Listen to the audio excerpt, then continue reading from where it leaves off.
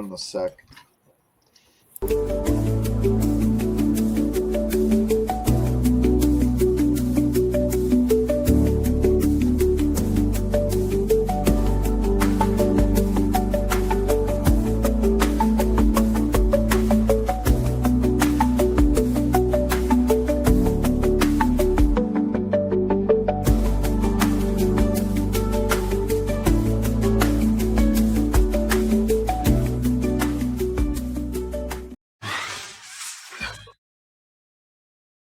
Good evening, everybody. Welcome to League of Extraordinary Adventures. It is Free Energy Friday. It is October 3rd, 2025.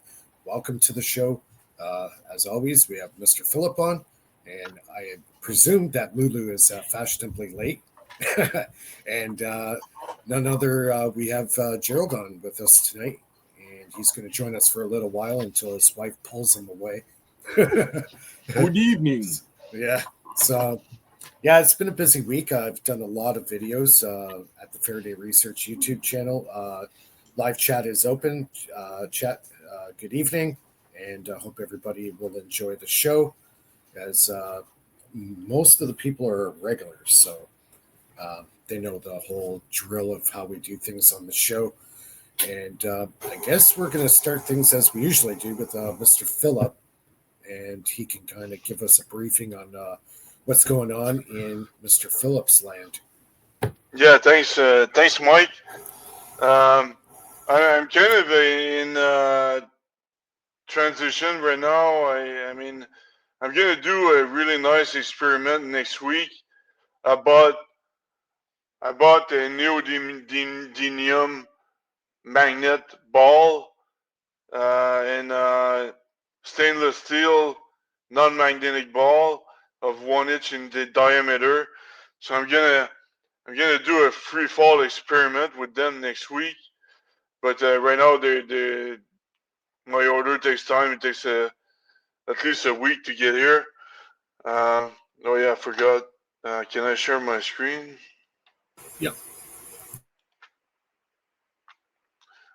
Why is it slow? Come on.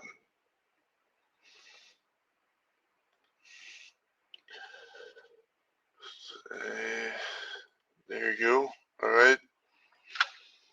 Yeah, I forgot my little intro here. That looked so cool when you did that. Yeah. Yeah. So, come on, man. Computers So last weekend, last weekend,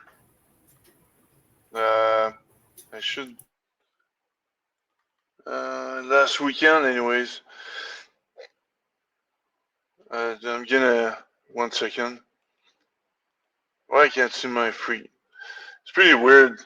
Everything works like So you the go whole. Where's that C++ superset, man? Come on. Yeah, everything has been working fine for the last 10 years, and when we go live, nothing works. Yeah, That's the way it usually works. You know what? That's when most of my problems happen. Funny. Okay, what's up with that? Where's move? Maximize. Okay, there you go. Okay. For some reason, the window. Okay, I'm gonna share again the screen. Yeah, probably just shut it off and then start it again. Sometimes Yeah. it's glitchy.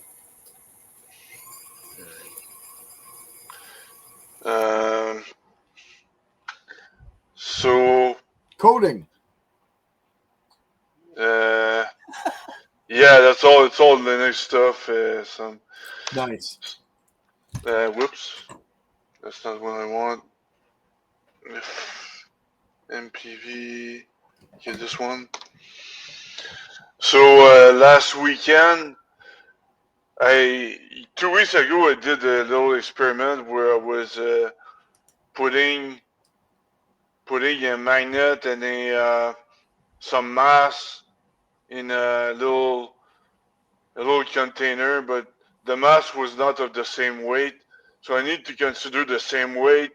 Yeah. to you're doing because the Boyd Bushman. Yeah, the air resistance the weight plays a role with the air resistance. Yeah. So Yeah. we did the same experiment, but with identical weight, where one soap box there's a magnet in it, and the other soap box there's exactly the same weight in it, but it's not magnetic. So I'm doing a free fall experiment on that, and As a here's the result. control. Boyd Bushman did that around 1997. Yeah. And he got two really powerful neodymium magnets with a hole in the middle, and he got a brass screw. And the opposing magnets, he squished them together really, really hard, and then put the bolts on really tight. So it's creating this bubble field. So he got the magnets on one in one rock, and the other rock has a similar mass as the magnets. So when he drops it, he wants to see which one's going to hit the ground first, which Philip is demonstrating in the video. Yep. So it's one of the most famous experiments in science. That's the one Lulu was referencing when last Friday with Nathan and all them. Yeah. So anyways, Boyd Bushman did it, and he actually wrote a paper on it in, I think it was June of 1997, to prove that opposing magnets in a free fall slower than a mass of a similar size.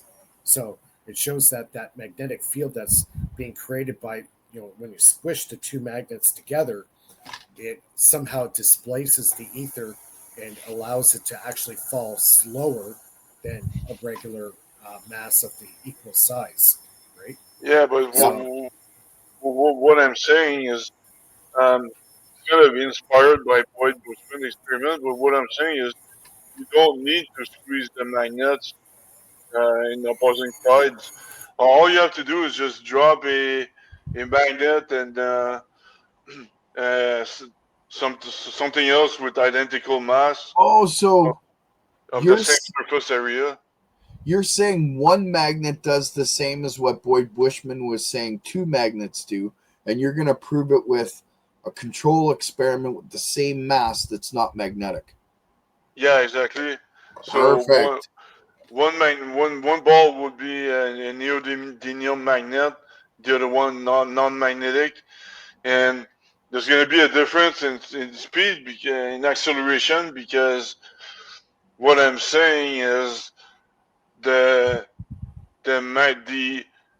energy gradient or the energy potential differential creates a force vector that you either need to add or subtract to the net acceleration vector. So the magnet just has its own acceleration vector. The gravity of the Earth has its own acceleration vector. You just add the two or subtract the two, and you're gonna get a net acceleration vector. It's very vector algebra here. Are you using this experiment to prove your theory? Yeah, in a way, it's. I've got multiple things to prove it, but there's just one. Hey, the more the better. Yeah, one little experiment that adds to the stack of experiments. Yeah. And like I was saying last week, if you have if you have a magnet, I know that doesn't exist, but if you have a magnet of actually 380 Tesla, or divided by 2 actually, so if you have a magnet of 190 Tesla, it's gonna levitate. It's gonna if it's on the right side, it's gonna levitate. You figure that's the key number? Yeah, it's 190 Tesla. That obviously that doesn't exist in lab. We cannot go up greater than 40 Tesla. But if you have a magnet of 190 Tesla, then it's gonna levitate. You said you can't get past 140. Sorry, Mike. No, go ahead. Go Not ahead. go greater than 40 Tesla. Oh, no, greater than 40 Tesla. Okay, that Yeah. makes sense. Yeah. They'll pull friggin' nails out of friggin' ship hull. Fillings out of your teeth. Yeah. Nice. Holy cow. So you can see here, I did zoomed in this image here already, so you can see the box.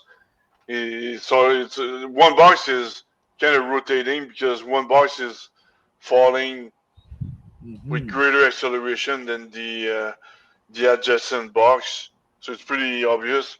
So I'm gonna redo the same experiment professionally next week Nice. with neodymium magnet and stainless steel balls of the same weight and surface area. Yeah, I think that's key. They got to be exactly the same weight. Yeah, exactly. Yeah. That's the only way you're going to get a proper, outcome, right? Yeah, because of Go ahead. Sorry. because of the air resistance. If we were in vacuum, we wouldn't need to, but because of the air resistance, we need to have the same weight and same surface area. Shout out to Mike Does. He asks a question that would be extremely difficult to experiment or test, but he says, what about superconductors, Phil? Would they levitate? I imagine a superconductor, if you dropped it in the same experiment, would be way slower than both the magnet and the mass. But they're probably using this technology on the B-2 stealth bomber. Wasn't there some form of high voltage? Charge the leading separation edges on the B2. Yeah. So they're probably already using some of this stuff. If you could reduce the weight of an aircraft, say 40%, know how much fuel savings that is for the craft to stay in the air. Absolutely. And flight time increases. So I think they've made some pretty big leaps in that direction. So that's crazy, man. Yeah, they could save a lot of money. Phil, that's awesome. That's crazy awesome. Yeah, thanks. And that's an experiment right out of the books, man. You should get that done. Make sure you document it. Yeah, and so I've got the mathematics too, so it's not just a random thing. I did the mathematics first, and then I said, oh yeah, that's right. Boyd Bush did that before, something similar. But they didn't do it. Not quite the same. You're doing it different, which makes it even better. Yeah. The other really good experiment he does is he takes a copper pipe, and he'll take a neodymium magnet and drop it through the pipe, and it takes a long time. And when he was talking about it, was going, okay, so what's happening in the pipe? Well, it's very simple what's happening in the pipe. Like, even him, this should be a very obviously easy answer. The eddy currents. The eddy currents, exactly. So if you were to drop that 50 times and keep doing it, that copper pipe is now going to heat up. Electromagnetic induction. Yep. Be like an induction stove. And if you could tap it, you would actually get electricity out of it. Well, you get thermal conversion. I don't know about electricity. Yeah, you would get a thermal conversion. Like, you could boil water with it if you keep, if you take, say, like a copper plate, and you get a wheel with neodymium magnets on it, and you were to hover it, say, maybe 1/8 of an inch above that copper plate, and you spin it and spin it and spin it, you can boil water. Absolutely. I have. I've done that experiment. It's not with a copper plate. I did it slightly different. I did it with a copper tube that was wrapped in a spiral full of water. It was the same effect. But awesome experiment. Yeah. So that shows, the power of the eddy currents. Yeah. So when you got that magnet going down in between the pipe, the eddy currents are trapped. They're confined. So what happens is the ball, or the magnetic ball, slows down. It's got resistance. Right. Right. Oh, so that creates heat, you said? Yeah. Well, as a resistance. The eddy currents slow it down. Right. Yeah. Only in copper, though. Yeah, it has to be copper. Well, Has to be although, you know copper. what? I wonder if that would work with aluminum too, because aluminum pipe, you can drop a magnet down that slows as well. It probably would, but I think the effects are greater with the copper pipe.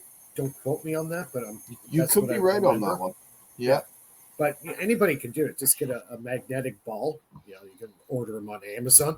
You get a copper pipe that's slightly larger than that ball, and then just drop it through the pipe and watch what happens. It's pretty amazing. Well, that's the same principle as those shake flashlights, right? Right. So it was basically a copper coil, a plastic tube, and then they had a neodymium magnet. You'd shake the flashlight. And it charges. Yep. Just charge a little super cap, and then it would run. Yep. Yeah. That's right. Yep. I don't even know if they still make those anymore. You can make them. They're so easy to make. I know. They're simple to make. Yeah. Very simple circuit. But definitely magnets are something that are really cool to play with. I've been playing with them for a while, especially with my pyramid projects I've been doing the last week.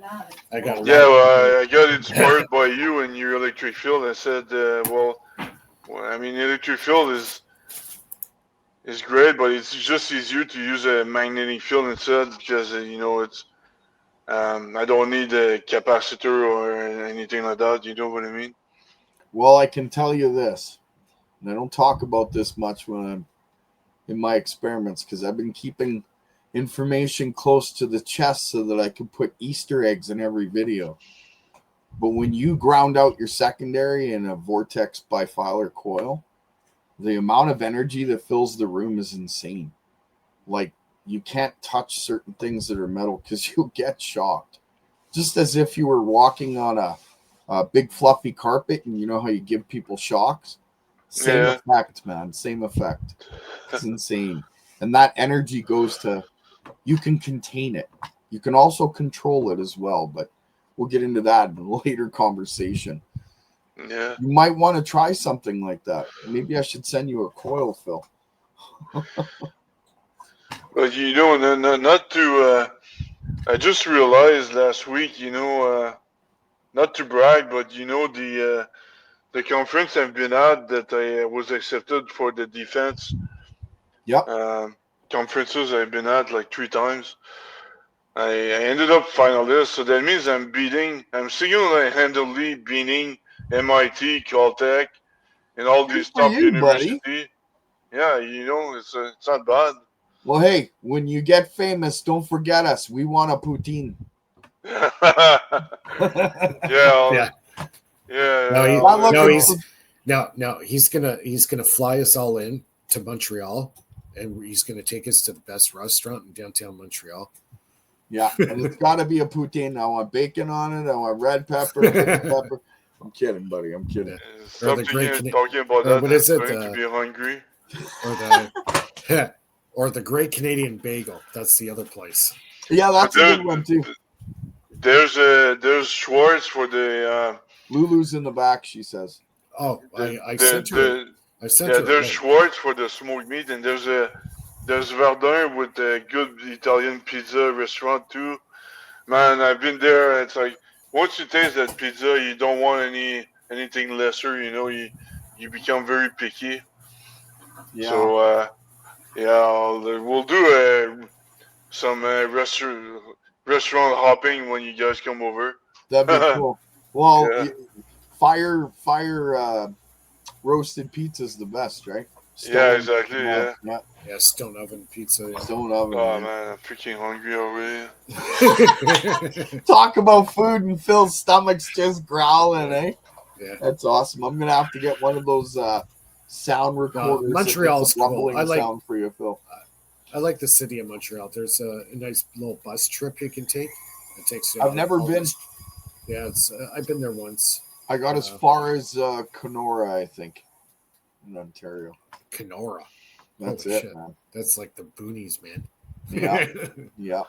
Kenora. But I'll get there though. This summer, I'm gonna bike over there. I got into really good shape this summer.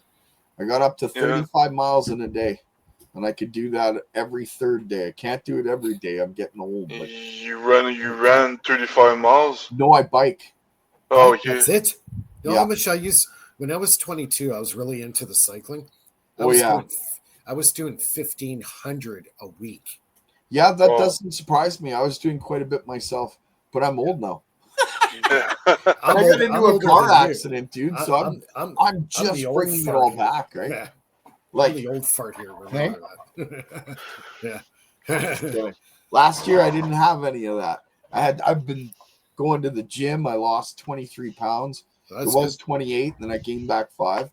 So, dude, I've been to the gym. I said, "Oh, I'm gonna lose pounds." And no, I was 270 pounds 2 years ago, and now I keep going. I was doing kung fu, and I keep going to the gym at the same time. And now I said, "Well, I'm gonna lose weight." Now I'm like 300 pounds. It's like, geez, I'm gaining weight. Okay, so I've been doing a lot of research on that, and I know we can't talk about certain subjects, but how much red light do you get? How much sun do you get? Because these things that we're staring into only produce blue light. Yeah, that's right. Yeah. Right? So the more red light, orange light you get, believe it or not, man, there's studies out there. Yeah, you need the ultraviolet. Especially, I watched this one guy who was talking about it. He says, very first thing in the morning in the sunrise, very important for your body, and especially for your... The same time, sunset. Those two times when the sun comes down at that degree of angle, very important. You want to lose weight? I mean, I'm not making any claims here, okay? Well, it acts on all your physiology, right? You know, so you know what time of day it is. The circadian rhythm, right? Like I don't like half the time I never used like an alarm clock. I always woke up when I needed to wake up. Biologically, for some reason, my brain was tuned to it, and I would wake up, 5 minutes before 7 or whatever, right on cue. Right. That's the circadian. You got into the circadian rhythm, Yeah. So it was very accurate. Every day, boom, right at the same time. I just eyes open. Just like somebody flipped a switch, right? Crypto's in the. Why hasn't he logged in there? Yeah, Lulu says she's in the back still too. I don't see nobody in the back. Oh, I don't see anybody in the back. I'll post a link again here. Hold on. Let's do that. I'll put it in the chat. So I don't know why that is. Crypto. There's a Gerald. You're right. There's the gazelle. Now watch him. No, I'm just kidding. Like there's the Gerald. There's a Gerald. There's a Gerald. Watch out for that guy. A crikey guy. Crikey. Like that. Maybe I shouldn't do this. Steve Irwin. The Steve Irwin. You remember Crocodile Dundee, eh? Yeah. That guy. No, that's a knife? No, that's a knife. Yeah. That's a knife. That's not a knife. That's a knife. I love that movie. Yeah. I know it's old. I guess that dates me, but that's it was like hilarious. What was that? 85, 86 that came out? That movie? Yeah, I think it was 86. Yeah. 86, yeah. It was old. Yeah, some people, it's like some people say, the new generation of kids, they say they don't even listen to old music because they're brainwashed. They say, it's not my generation, but their music sucks anyways, so might as well just... Oh my God, it's bump and slap. Open your mind, people. Like when I was 15, I was listening to 1930s bandstand dancing and stuff, right? Just to open your mind, because you never know what's going to click, and you might get into it. You might not. I don't know. Old jazz music. You know what? It's funny. Back in the day, like everybody I knew, they were all into Led Zeppelin and stuff like that. For some reason, I could get into Led Zeppelin. And now, 35 years later, I can sit down and listen to a Led Zeppelin song and actually really enjoy it and get it, right? There's a few that I like. And there's a lot I don't. Yeah. But there's a few that I like. No one band I'm a real big fan of, Pink Floyd. Oh, yeah. Yeah, I did the whole Pink Floyd trip. When I was young, I was crazy. I got into heavy drugs. I've mentioned that before. I did LSD. You guys know what climbing the ladder is? It's brutal, man. Don't ever do anything like this. And it was from a very stupid time in my life. it's one day, 2 the next, 3 the next, 4 the next, 5. When you hit 5, you take 1 day break, and the next day you take 7. Rush is a good band too. I used to listen to a lot of Rush. Yeah, Rush is a good band. My brother was playing guitar, the guitar of the Rush songs. Yeah, my cousins actually used to live right down the street from Rush. Wasn't Rush the band with the drummer that had something like 32 different drums in it? Oh, it went all the way around. Yeah, like it was insane, and he'd hit every one in a song. Yeah. But just the singer was able to play all the instrument music or something like that. Oh yeah, all of them were very good. All around, like sing and play bass guitar, and most of the music was written by what's this? The drummer Neil Peart. So, didn't he go to like Juilliard? Like he was a professional musician. Oh, yeah. He unfortunately he died a couple of years ago from brain cancer. That's how I expect to go out. Too many stupid decisions when I was younger, right? It's usually what happens to genius musicians. They die from something horrible. Same thing with Prince. He was playing like tons of like 30 instruments, and he just died. Prince? Prince. Is he dead? Yeah, he's dead. Never noticed. He died. I know he was quite the musician, but I never noticed when he died. Yeah, but fortunately I saw him in House of Blues in LA in 2011, something like that.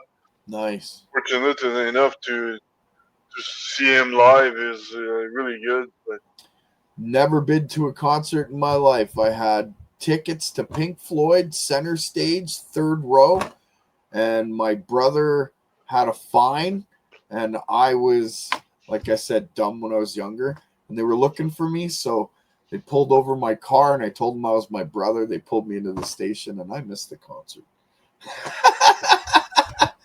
That's what happens when you're dumb. You got to pay for your mistakes, and I did. Yeah. I was like, I think I was 16 then or something like that. It was a long time ago, Yeah, I was not going to a lot of concerts when I was younger, but I caught up when I was living in San Diego. I saw Metallica, of course. Nice. Papa Roach, Tool. Tool's a good Iron one. Maiden, Korn, Ozzy Osbourne. Pretty much all these bands, and then I came here. There was Rockfest in Montreal, Heavy Montreal. Nice. Which was it? The new Iron Maiden or the old Iron Maiden with Ronnie James Dio? Do you remember? The new one was with what the heck's his name now? It's right on the tip of my tongue. I can't remember now. Wow, brain fart. Yeah, that was in 2010. Actually, I remember the date, so I need to check it out. Know who I seen live that I totally forgot about? I saw him at Canada's Wonderland one year. Phil Collins. Oh wow! He's cool. He's great. He is. Yeah, I don't think he sings anymore though. Oh, he's pretty ill right now. I think. Yeah, he had throat cancer for the longest time. Yeah, he's not looking very good. What a thing a professional singer and you get throat cancer. The other guy that I seen too was what do you call the Police? They're awesome too. Oh yeah. With Sting.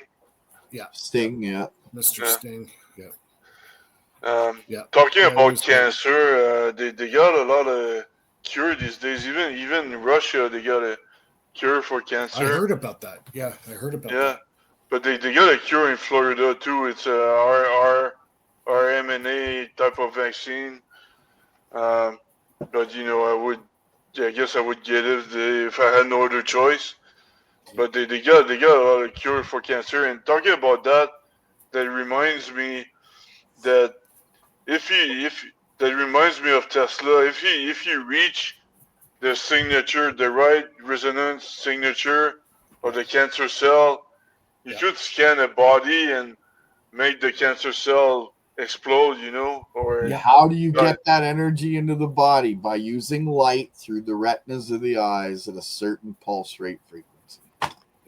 I've been doing Oh, yeah? lots of research, dude. Tesla was onto some like, oh, he's such a freaking genius, man. He hit everything right in front of us too. We don't Yeah, even know it. what do you think they destroyed him? Yeah, I know. Oh, That's- big shout out to M Tech Industries. He found it, man.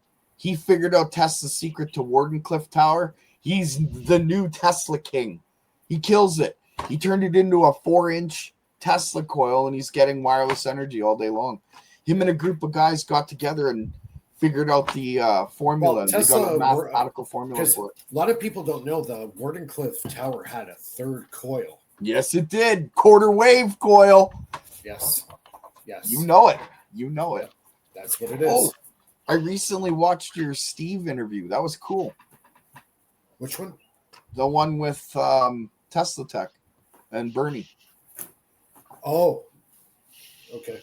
I guess it was a clip, or I don't think it was the whole thing. I don't know. Oh, from Tesla Tech. No, I just went on briefly the one night, and Yeah.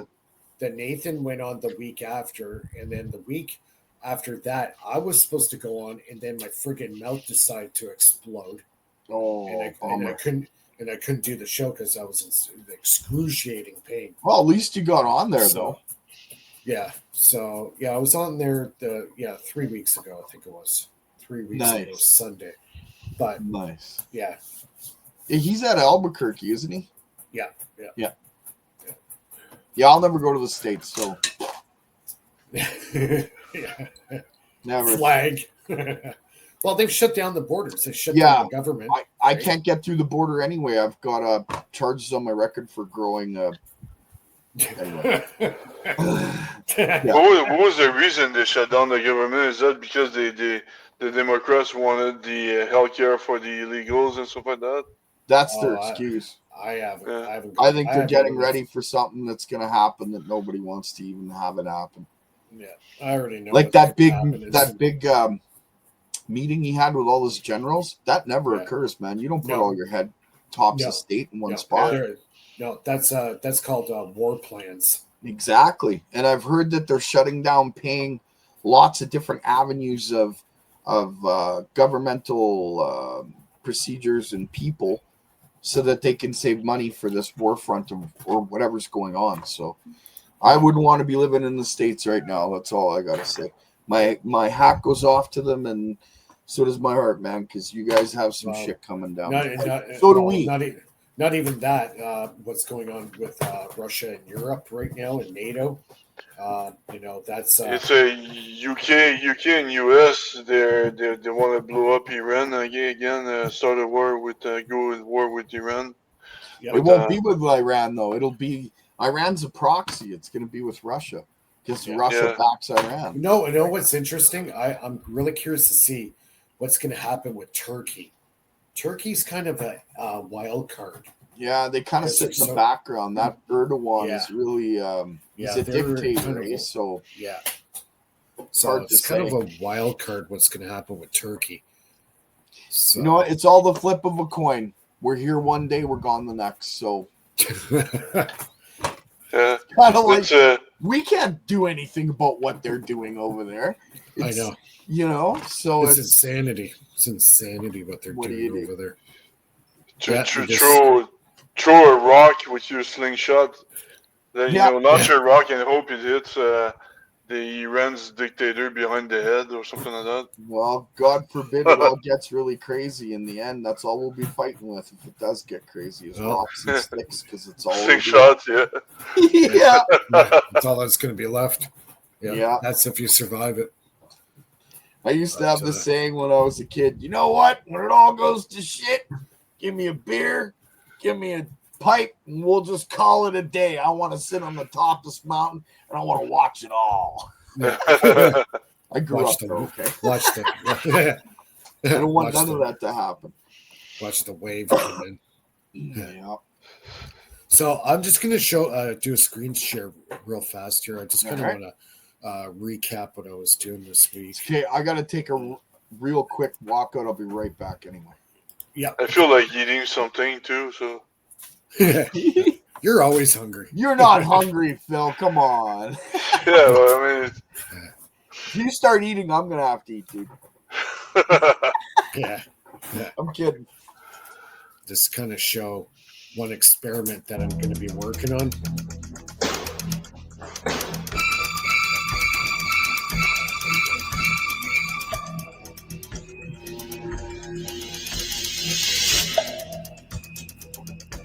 Okay, that's one.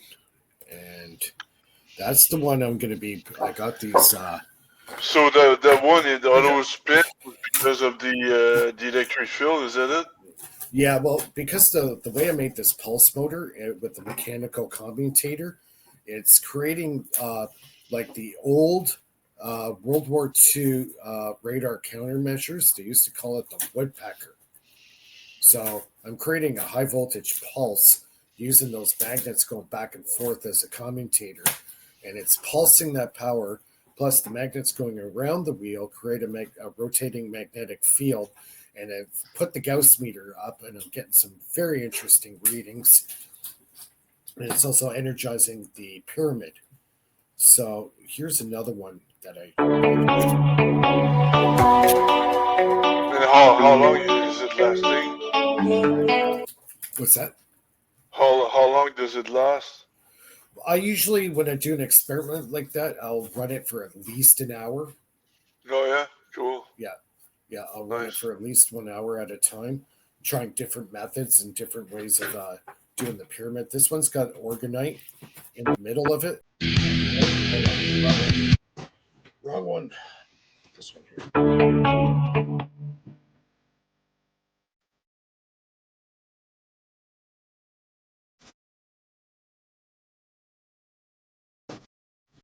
So what I'm trying to do is create a basically an electrical field rotating, and because like the new setup, what I want to do is add the piezo transducer, which is going to be using the pyramid as part of the circuit. So the high voltage is going to go through the pyramid itself and create an electrostatic field.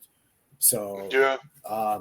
This is kind of the experiments I'm doing. Go back to Wilhelm Reich and his orgone generation and cloud busting.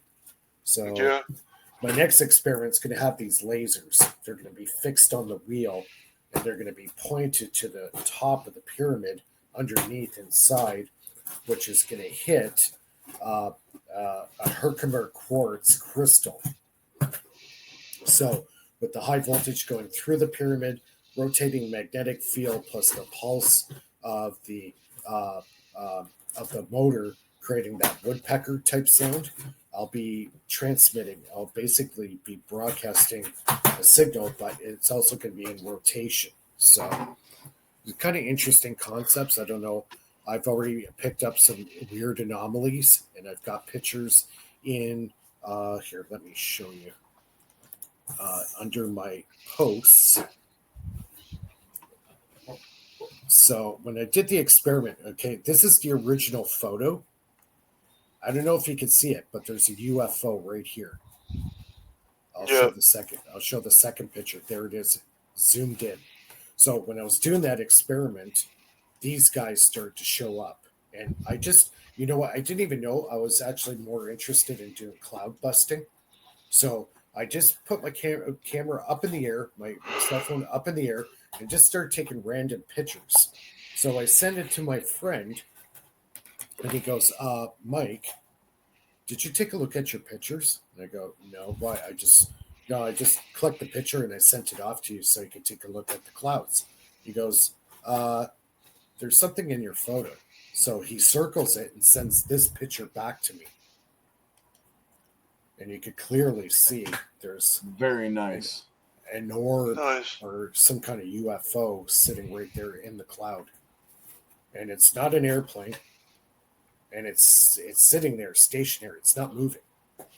And then I have another set of photos that's got 3 of them in the same picture. One of them looks like an upside down pyramid, one of the objects. So I don't know if you want to call that woo. Yeah, it kind of makes me wonder if, like I said you earlier, you goes to my theory. You might have actually figured out how to ionize or deionize the area around their ship. I don't know if it's electron spin or infrared in some way, or maybe UV that's produced that we don't see in the spin that you're creating in that vortex. Because remember, there's a focal point, right? Yeah. And that's important. So it's just, wow, that's cool. Now, if you can replicate that, make sure your camera's set up, because you never know if they come back and you're going to know. No, it's kind of, well, the thing is, what's pretty impressive by the, just those pictures alone, it's in broad daylight and hardly any clouds. Like these things they were hiding in the cloud. I noticed that. So, it's one thing to see something at nighttime and speculate, it's a satellite, is a, an airplane or whatever. But this was in clear, right in the middle of the day. Yep. Yeah, that's I noticed that in the picture. It's very interesting. I hope you repeat it, and I hope you find something else on camera again, man, because it would just be. Well, that's why I want to try the lasers. What's that's why I want to try the lasers, and then about the water grounding. That might be 10 times worse, or better, whatever you want to call it. Yeah, whatever you want to call it. Yeah. That's awesome. I'm just gonna scoot out for a quick smoke here. I'll be right back. You and Philip, wake up. Yeah. I didn't drink yet, and okay. I'm good. So I'm good. Okay, I'll be back in 5. You need to eat. That's what it is for. I know.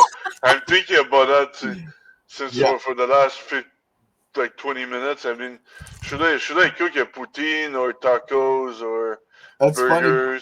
Because that's what I was thinking. I'm thinking French fries. Let's see. I got no cheese curds, but I got cheddar. I can put it up. Maybe some onions, Got myself all hungry thinking about a poutine. Darn it. I had cheese curds, though. I'm telling you. But I need to start eating more tacos. They're good, too. I mean, it can fill a hole very, very quickly. It's quick to cook. That's true. Not very fattening. Pita bread has nothing in it, right? Yeah, exactly. Yeah. Unless you're doing the hard shells. Even then, I don't think it's very fattening. And you add a little bit of veggies, and you're good. Yeah. Guacamole or whatever. Me, I'm one of those bad guys with tacos. It's like you put the meat, the cheese, the lettuce, the tomatoes, the guacamole, the salsa, the cheese sauce on top, and it's dripping all over my face. I love it. The messier it is, the better, man. It's just the way it is, right? We're gonna make the whole. We're gonna make the whole crowd hungry if we don't stop talking about Everybody's gonna bail, be like, piss on this. I'm going for tacos. No, that's funny. Yeah. Yeah. So I was but I'm really happy that I wasn't sure. I'm really happy that we can control gravity with doing a free fall experiment, and you can either increase or decrease the gravitational acceleration, and I'm confirming it, recently, and because I was able to increase it, but that's not. I want anti-gravity, so I want to be able to decrease it. So now that just confirms that we are able to decrease the gravity strength. So what's significant about that experiment that you created, and may be very, very important, is that it goes right along with the original famous experiment. What was it? Who was it that did it again? I always get his name wrong. Cavendish? I better not say it because I know I'll get it wrong. People will be all over me. What are you talking about, Cavendish? Those are French fries, man. Cavendish. Oh yeah, the Cavendish experiment. Right. Yeah. So, yeah, but I can't remember the name of the. Mike had mentioned him, the professor that had done that experiment. But if it works out the way that you think it might work out, dude, that thing may go viral just because of the original experiment. You've expanded on it, right? Nobody ever thought of that, so that's pretty cool. Yeah, and I've got the right mathematics, so we can extend it or expand it, like you say. You know. Yeah. So that's the cool thing.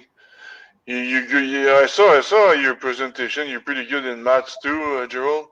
Little bit. I'm okay. Like I understand a lot of algebra, and I can even get into some calculus, but I get a little bit mixed up sometimes, right? So I have to have my work checked. I won't lie. Not by ChatGPT. I ain't fucking asking AI nothing. Yeah.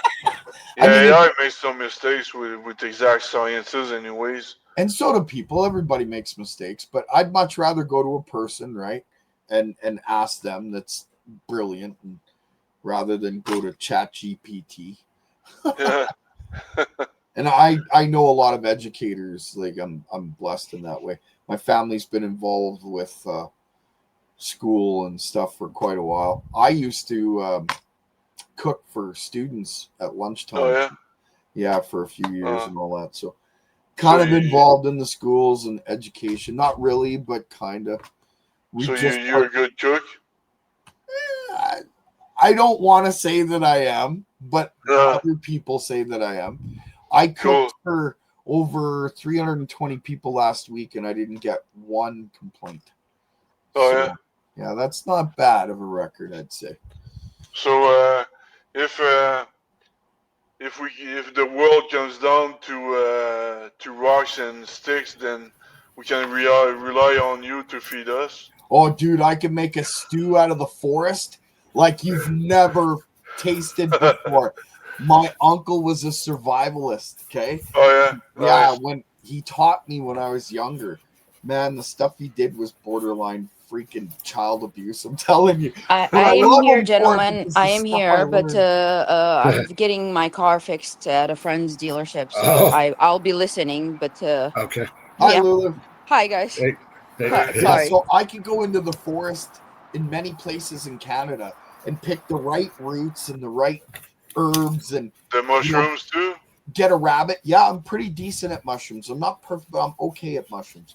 Okay. And then put together a stew like you've nice. Wild. Well, we got tons of we have tons of rabbits around here. I'm on my way. Oh man, we got freaking rabbits all over the place. Set up a few stairs. We'll have a freaking stew in no time. I'm telling you, and you won't taste the rabbit. It'll be so good. I love making stew out of the forest. The problem is there's not much meat on a rabbit, though. Yeah, but you don't need much if you can gather enough roots and enough vegetables that are wild to throw in. And if you can bring some of your own at the same time, that helps a lot, right? But, Somebody's asking me about a patent. What patent are you referring to? Gerald, I wanted to say thank you. You're welcome.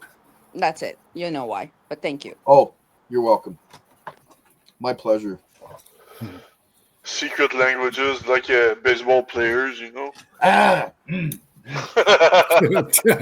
are you feeling? What are they doing in the nose and the How are you feeling? Better. I'm on like 2 types of antibiotics now, and I gotta get my head drilled on Tuesday. What do you mean you gotta get your head drilled? Yeah, I gotta get a root canal done on my tooth. Oh, okay, all right. Make it sound like they're gonna take a drill to your skull. It's just that's pretty much what they're doing. Yeah. Just and next week, put on a black patch to your eye to look tough, you know. Yeah, we shouldn't have said nothing. You should have came with a patch on your cheek and a patch on your head and said, "Yeah, they're done." This is a joke, right? Do you know tonight the 3i Atlas is going to be passing by Mars? Yeah, by Mars, yeah. Yeah, I'm so excited. I'm like, I have my telescope ready at home, and Yeah, I got a pretty good telescope too. I haven't had a chance to use it though. No, I got one like a kid's. It's at my lab. It's a kid's one, but still No, works. this one, the one I have is mine has a GPS in it, so I point it. I log in Toronto and it knows where it is in the sky. And all you do is scroll down on the little control thingy and press a button and boom, this thing will move and zoom in right in on it. No kidding, eh? It's all automatic. It's awesome. Yeah, it's automatic. Great. Yeah. That's great. Must be pricey. Very want to know. No, it was given to me. One guy that lives in the building where I live here he had it in his locker, and he goes, "I'm not using it. You want it?" And I go, "Sure." Wow. So yeah, Good for I have this you. cool app. It's called Sky Guide. It gives Yeah. you like the coordinates. Like you just turn it on and put it, like you put your phone up, and it'll tell you exactly where everything yeah, is. Skyview. Yeah, Yeah. Skyview. I think mine is called Sky Guide. But yeah, Sky they're the Guide. same thing. Yeah. Yeah. That's cool. Yeah. I haven't Yeah, got I a phone, so I couldn't have that. Yeah, but the problem is I live in the city, and the city lights just kill the sky Oh. at night. The glare, absolutely. Yeah, the glare. Yeah. You can't see shit. So like you have to go way up north where there's no city lights where you can actually see the stars. So yeah, out to the country or Yeah. outskirts at least. Yeah. yeah, I gotta go way north of here in order to see something half decent. I hear you there. Yeah, too many city lights. That just kills the sky. There's so much to see too. Like I have a friend that lives about 2.5 hours from here, and at nighttime, like the whole sky is just stars. Like Yeah, just because it's complete black. stars. They don't get that It's black. reflection, eh? Yeah, Yeah. like he has like he's got like 17 acres of land, Oh, and just looking up at nighttime, it's just like you're in awe because there's so many stars, right? the last time I was looking up at night, I was all of a sudden looking down at the grass because I wasn't watching where I was going. Yeah. I was in the country and I'm looking, whap! And then I wasn't looking. It's pretty funny to somebody who was watching, I'm telling you. Yeah. Yeah, so maybe I can steal a little bit of time from you guys to do a quick share. Sure. I'll let an Easter egg out on one of the videos that I put out. All right. Let's see here. Okay. Oh, now you guys are going to see the old man come out. Here we go. I have to put my darn glasses on, right? Yeah, I got mine ready if I need them. There you go. Okay. We can see the reflection of your screen. How about that? Can you see what the vortex coil with one rod? Yep. Oh, wait. Yeah, you can see that? Yep. Yeah. Oh, did I do that wrong? Nope, you're right. I'm right? Just hit play on your thing there. Video. Okay, I'm not going to put the volume on. Okay. Oh, maybe I should actually, just to show you. Let's see here. This meter, ferrite core, goes to that meter. Cap bank, thanks to Ian Boggerish, goes to this LED light bank, which takes 1 amp, 97 volts to light. There's 4 panels on it. Okay. That goes to the secondary of this coil. We're going to turn it on in 3, 2, 1. So as you can see, our light cube is, a rectangle is running. We got 90 volts on the... Okay, so we've all seen this before. Big deal. How boring, right? But what I didn't release in this video, that's the little Easter egg, is something I learned from Tech Industries. Like I said, go watch his videos. The guy knows Tesla coils really well. So what I had learned was the quarter wave. So what you're not seeing is in that surrounding that plastic cup is a quarter wave coil that's not being hidden but covered by the vortex coil. And I'm only pulsing the quarter wave. And what you're seeing out of the primary is the 90 volts. And then the secondary is lighting the LED bank. And that's the Easter egg in that video that I've been wanting to express and show people and tell them that the quarter wave is so important. It's insane when it comes to Tesla's work. Okay, and so thanks, Dan Tech can Industries. you kind of elaborate a little bit on why the quarter wave is so important? The quarter wave, when you pulse your quarter wave, it ends at the peak of your resonant energy that flows through your vortex coil. Does that make sense?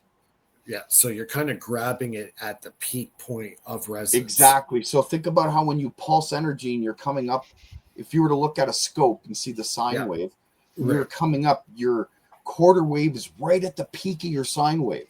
So if you can capture the peak of your sine wave, you can get out, I won't say excess energy, I'll just say it's interesting the effects that occur.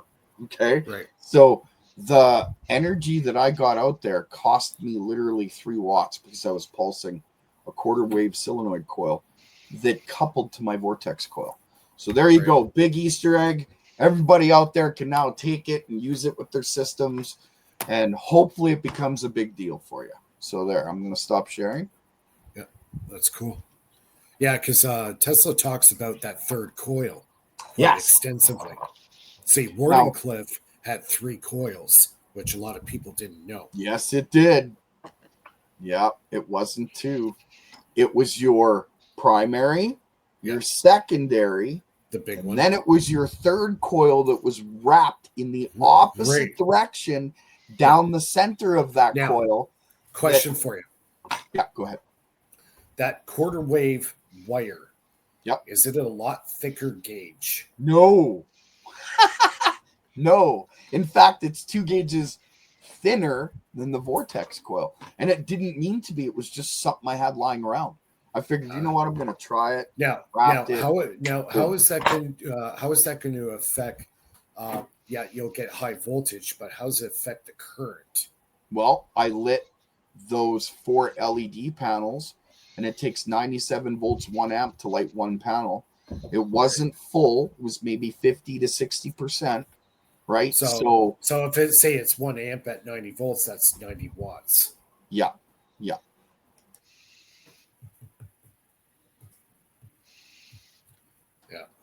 So that was the Easter egg in that video, and there's an Easter egg in every video that I've done that I haven't released because, like I had said before, I've been protecting my intellectual because property. Your high voltage is actually on the secondary coil. So when you wrap the quarter wave on top of that, you're stepping it down. So what's the rule of thumb with transformers? When you step down, your current increases. Okay, but I'm not stepping it down. You're thinking I'm pulling the power from the quarter wave. No. I'm pulsing the quarter wave and pulling it out of the vortex, which is the full wave, right? Okay, so you're pulling off the field. Yeah, I'm creating the field from a quarter wave and absorbing it from there, right? Okay. Which was a lot what Tesla did, except in the video that I showed you guys, there's another aspect that is not in that video I'm going to do in a future video that increases your power output exponentially because it was what Tesla was doing. It has to do with the water videos that I did a couple years ago, and it has to do with the water table in Tesla. What's that? So the water table is creating basically so I'll just give it to you. I'll give it to you right now. There's another big Easter egg. He ran the quarter wave, right? Then he had his vortex coil, or whatever you want to call it. His secondary, the line A or primary line of the secondary, was grounded. Right. And then the other part of the secondary went to a rod that went down the center. Right. On top of the other coil that was being pulled out. So he had 3 coils in there, and it was grounded out on his secondary vortex coil, and it made such the difference. The amount of power is just, it's stupid. Yeah, so basically it's a multi-layered Tesla coil consisting of a primary, secondary, and a quarter wavelength third coil. That absolutely kind of ties everything together. Yeah, and one side of the secondary is grounded, so that you can, because that ground, what it does is it allows the negative energy to literally form on the mass that it's grounded to, and it creates a charge separating position. Right. And then we can get into what a null zone is, but it's not really in that instance. Like, it's not even. It's on the outside the null zone, wouldn't it? Not really. See, there's a misconception about the null zone. There are null Well, it would be a dielectric collapse. Yeah. Yeah, exactly. Like a negative area where there is no energy, but a transition in between where there is energy and no energy. That's how the energy transitions. Like that's where the magic happens. Yeah, right? Because Dollard was talking about this. He called it electromagnetic saturation. So when you get two lines, say two power lines, and it's putting out a huge amount of potential in some aspects, when you create a magnetic field, depending on the type of charge it is, it actually pulls the power lines together. That's why they give slack on those power lines. It pushes them apart too. Oh, I'm going to show something about that, man, that's going to make you twist your head. And anyway, go ahead. Basically, because of that magnetic field, the magnetic collapse, happens. The power lines go together. Now, here's the interesting part he talked about. You can only shove so much water in a bottle.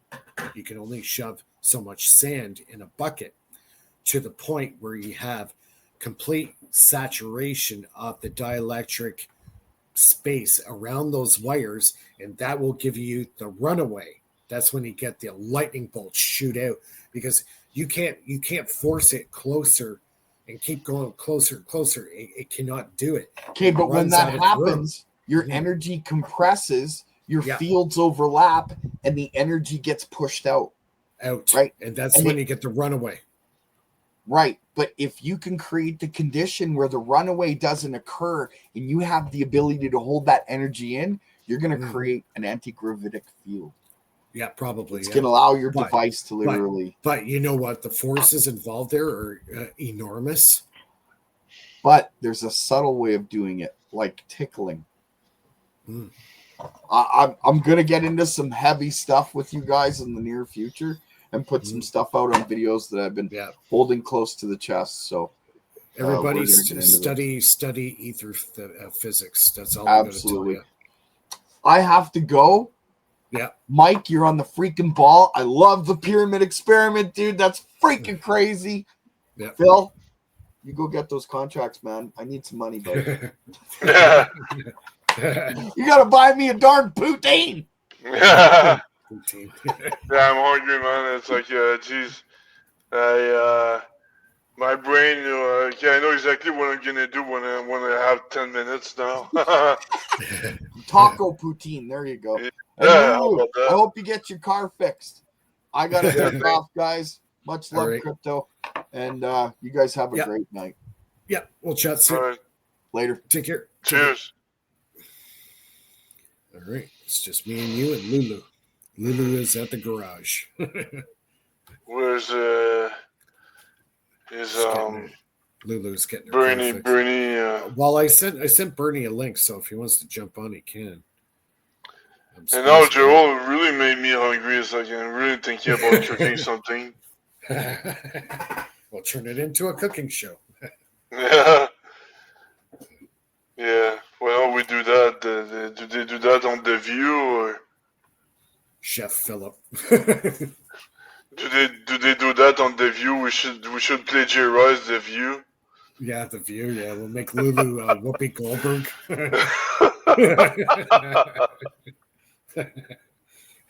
Lulu with dreadlocks. Yeah, she's gonna be the brain of the show, you know.